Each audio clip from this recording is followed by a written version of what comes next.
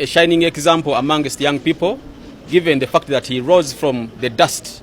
The way he came to the city, he rose to prominence first as a telephone caller on radio talk show hosts up to the national level leadership.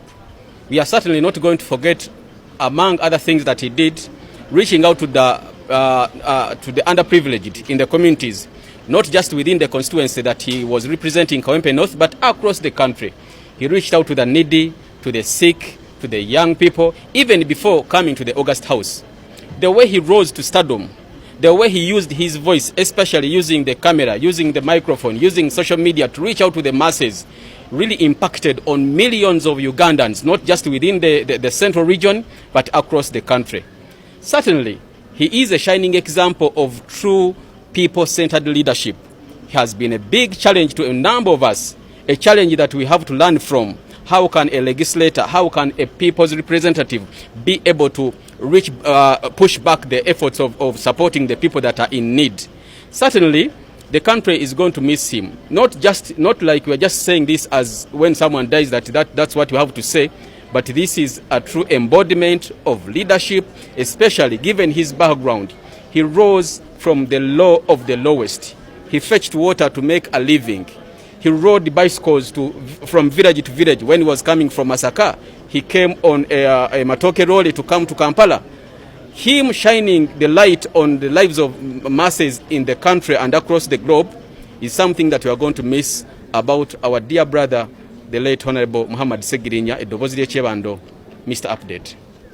Omuwozi bwange eggwanga tufiiriddwa omuvubuka abadde akabonero akalaga nti omuntu asobola okuva mu myala n'afuuka omuntu ow'enkizo. Segirinya yamanyibwa nnyo nga Richard Segirinya, Eddoboozi ly'Ekyebando, nga muvubuka akima amazzi ku kyalaawe waffe Kawempe, naye n'ayolesa obuvumu mu kuyiiya mu kulwanirira abantu paka lwe yafuuka Lord Councillor ne yeesimba omulundi ogwasooka yadde tebyatambula bulungi naye yalemerako. Kabonero ka kukkiriza, kabonero ka kwasa jinja okufuuka kyabadde Segirinya paka Katonda wamujjululidde.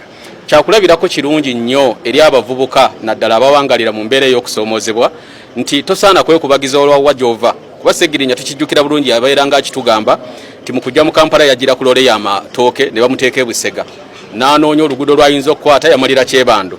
Kale omuntu eyajjanga ne transport tamulina amuleeta okuba nti alinnye n'atuuka ku level ey'obukulembeze obutali bwa kitundu, obukulembeze bw'eggwanga eddamba n'amanyibwa wano n'emitala w'amayanja, kikulagira ddala nti gy'ova siwe wakulu, wabula by'oyiga n'enneeyisaayo n'enkola ye y'emirimu bisobola okufuula obwettutumu okusinga bw'oyinza okukirowoozaako. So nga Uganda tufiiriddwa nnyo. Segirinya yaleeta revolution mu mulimo guno ogw'amawulire okuva mu by'okkuba ng'amasimu, social media bwe yajja mu myaka gya 2020 awo nga tutandikiriza 2019 mu biseera bya COVID, we yafunira erinnya lya Mr. Update. Yategeera nti amawulire gagwana okutuuka ku muntu mu mbeera ez'enjawulo. Ebyobufuzi bye twali mu campaign byali byakufaana kuwona, yakozesa amaanyi ag'omuzindalo n'ag'eddoboozi lye ne kamera ye n'atuusa amawulire ku bannayuganda bonna abali wano n'emitala w'amayanja. Erinnya lya Mr. Update bw'etyo ne likala okuva ku Segirinya, Eddoboozi ly'Ekyebando ng'abuulira abantu amawulire ensi yonna. Tetusobola kwerabira kwewaayo Segirinya kw'abadde alina. Ffe ng'ababaka banne abadde atuwa challenge ennungi era ng'atuwa ekyokwerabirako ekirungi ku buweereza obuli personal centered okuyamba abantu. N'ateekawo eddwaliro ng'ayagala kuzimba ssomero, n'ateekawo initiative eziyamba abakyala abazadde, n'ateekawo initiative ezikubiriza abantu okusevinga, n'ateekawo Segi box ti omuntu akiri atereka omutwalo. Mu Parliament ya Uganda Segirinya mwe tuli eye-11 yekka ye yasobola okikola era n'agamba abantu nti atuukiriza manifesto ye mu bbanga lya myezi 6. So kusoomoozebwa kw'amaanyi nnyo si eri famire ye, abadde tekyali muntu wa famire, abadde muntu wa ggwanga Uganda okutwalira mu kibi.